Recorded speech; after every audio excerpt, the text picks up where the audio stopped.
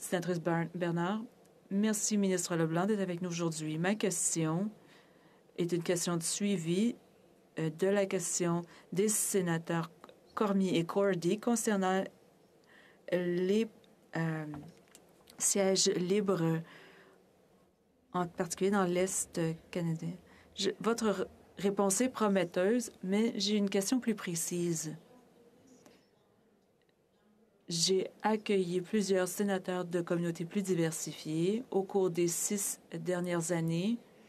Je vois une lacune concernant des groupes sous-représentés. Tout d'abord, il n'y a pas de représentants au Sénat de la communauté acadienne de la Nouvelle-Écosse. Et deuxièmement, pour la première fois de l'histoire du Canada, nous avons 6 Canadiens afro-canadiens en cette Chambre, mais il n'y a aucun homme afro-canadien.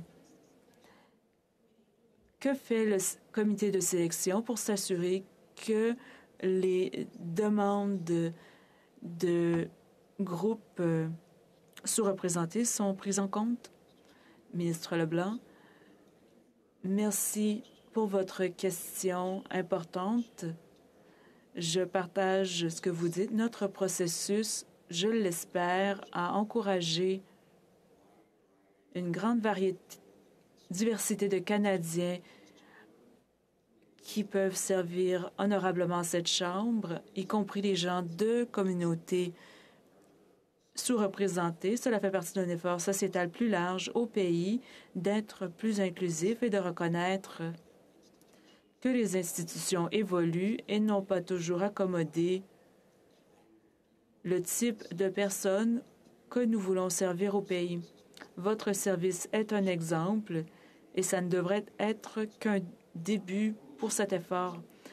Je suis d'accord avec la prémisse de votre question. J'ai confiance en tant qu'Acadien. Je comprends l'importance de la communauté acadienne de Nouvelle-Écosse et qu'elle soit représentée ici. Le sénateur Comeau, que j'aime beaucoup, a fait du bon travail pour les francophones de Nouvelle-Écosse lorsqu'il a servi en cette Chambre. Il pourrait y avoir de bonnes nouvelles qui s'en viennent bientôt.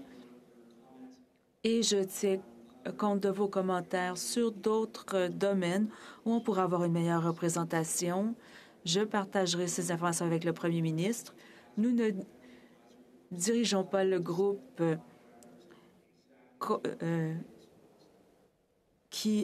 de sélection autre que de la façon dont vous avez parlé.